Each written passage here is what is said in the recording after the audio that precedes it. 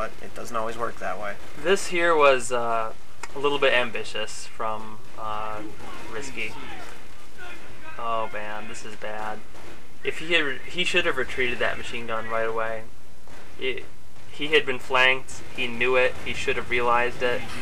He should have gotten the MG out. Instead, he tries to hold the ground. That slaughtered all of his tier 1 advantage. He loses the bike. He loses the MG. All of his squads are off the field. He's completely cut off. This is a disaster. Sniper is cornered in the bunker now. Should be able to hold out for a decent amount of time. Yeah. Bunkers are pretty good cover. M8 is chipping away at it though. Ah, run away! Run away! Okay.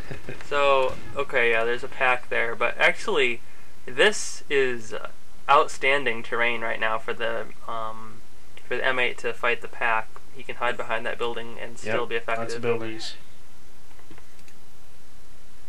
And he's not cloaking the pack either, so. Not that you really need to against an M8.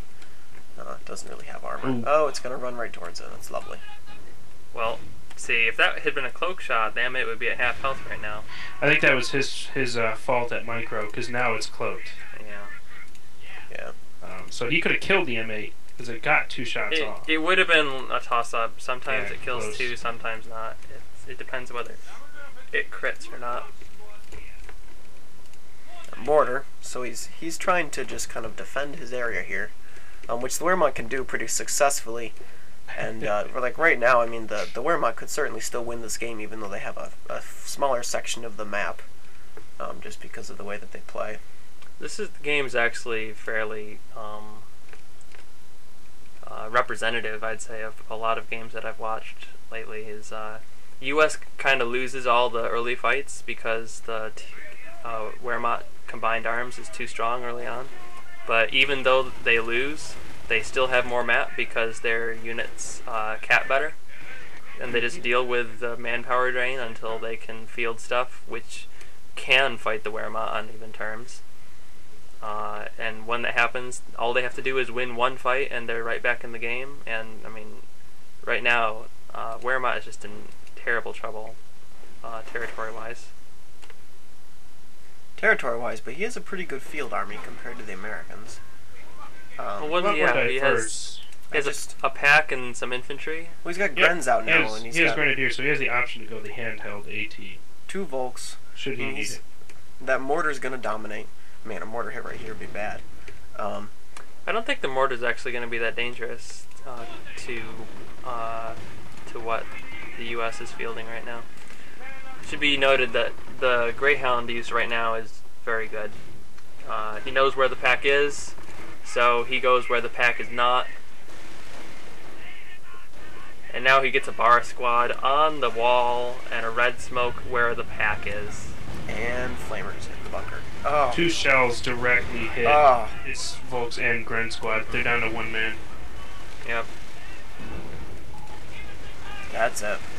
That was such a huge manpower blow. And he captured his mortar. Yep. This should be a good game here. Yep. They've GG'd out. Playback should be over momentarily. So 2 decisive victories. Yeah. I would say that a lot of there's a lot of talk that on the forums, balance-wise, about how the U.S. early game advantage is very powerful. But I mean, with games like this, and I mean, I've seen so many others like it. I would have to say that the American early game advantage is more like an American middle early game advantage, because they clearly are outclassed in the early going with good play from Wehrmacht. It's just that eventually there's this period where they finally can fight back with relative effectiveness, and all it takes is 1 or 2 won battles, and Wehrmacht is completely screwed.